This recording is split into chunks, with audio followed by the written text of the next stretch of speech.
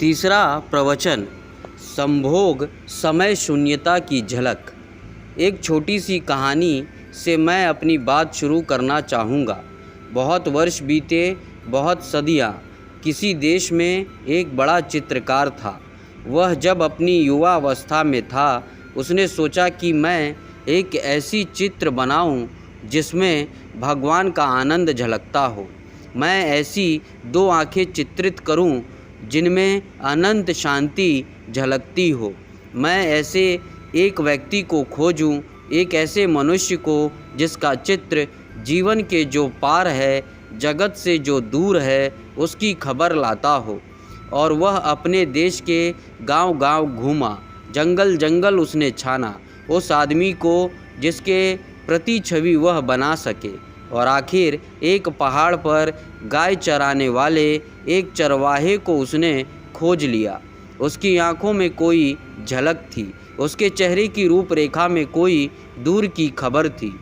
उसे देखकर ही लगता था कि मनुष्य के भीतर परमात्मा भी है। उसने उसके चित्र को बनाया। उसके चित्र की लाखों प्रतियां गांव-गांव, दूर-दूर के देशों में बिकी। लोगों ने उस चित्र को घर में टांगकर अपने को धन्य समझा। फिर 20 वर्ष बाद वह चित्रकार बूढ़ा हो गया था और उस चित्रकार को एक ख्याल और आया। जीवन भर के अनुभव से उसे पता चला था कि आदमी में भगवान ही अगर अकेला होता तो ठीक था। आदमी में शैतान भी दिखाई पड़ता है। उसने सोचा कि मैं एक चित्र और बनाऊं जिसमें आदमी के भीतर शैतान की छवि हो। तब मेरे दोनों चित्र पूरे मनुष्य के चित्र बन सकेंगे।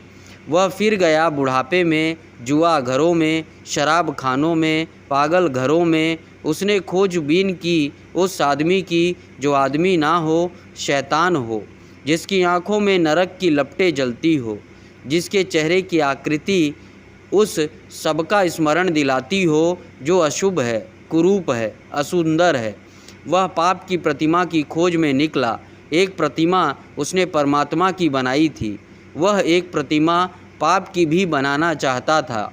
और बहुत खोजने के बाद एक कारागृह में उसे एक कैदी मिल गया जिसने 7 हत्याएं की थी और जो थोड़े ही दिनों बाद मृत्यु की प्रतीक्षा कर रहा था, फांसी पर लटकाया जाने को था। उस आदमी की आंखों में नरक के दर्शन होते थे, घृणा जैसे साक्षात थी। उस आदमी के चेहरे की रूपरेखा ऐसी थी कि वैसा कुरूप मनुष्य खोजना मुश्किल था। उसने उसके चित्र को बनाया। जिस दिन उसका चित्र बनकर पूरा हुआ, वह अपने पहले चित्र को भी लेकर कारागृह में आया और दोनों चित्रों को पास पास रख कर देखने लगा कि कौन सी कलाकृति श्रेष्ठ बनी है। तय करना मुश्किल था। चित्रकार खुद भी मुग्ध हो गया था। दोनों ही चित्र अद्भुत थे। कौन सा श्रेष्ठ था कला की दृष्टि से, यह तय करना मुश्किल था। और तभी उस चित्रकार को पीछे किसी के रोने की आवाज़ सुनाई पड़ी। लौट कर देखा तो वह कैदी जंजीरों में बंधा रो रहा है जिसकी उसने तस्वीर बनाई थी। वह चित्रकार हैरान हुआ। उसने कहा कि मेरे दोस्त, तुम क्यों रोते हो? चित्रों को देखकर तुम्हें क्या तकलीफ़ हुई? उस आदमी ने कहा, मैंने इतने दिन तक छिपाने की कोशिश की, लेकिन आज मैं हार गया। शायद तुम्हें पता नहीं कि पहली तस्वीर भी तुमने मेरी ही बनाई थी। ये दोनों तस्वीर मेरी ही है। 20 साल पहले पहाड़ पर जो आदमी तुम्हें मिला था, वह मैं ही हूँ। और इसलिए रोता हूँ कि मैंने 20 साल में कौन सी यात्रा कर ली, स्वर्ग और नरक की, परमात्मा से पाप की। पता नहीं यह कहानी कहाँ तक सच है। सच हो या ना हो, लेकिन हर आदमी के जीवन में 2 तस्वीर है। हर आदमी के भीतर शैतान है, हर आदमी के भीतर परमात्मा भी, और हर आदमी के भीतर नरक की भी संभावना है और स्वर्ग की भी। हर आदमी के भीतर सौंदर्य के फूल भी खिल सकते हैं और कुरूपता के गंदे डबरे में भी बन सकते हैं।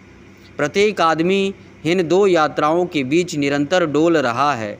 ये 2 छोर है जिनमें से आदमी किसी को भी छू सकता है, और अधिक लोग नरक को छोर को भी छू लेते हैं, और बहुत कम सौभाग्यशाली हैं जो अपने भीतर परमात्मा को उघाड़ पाते हैं।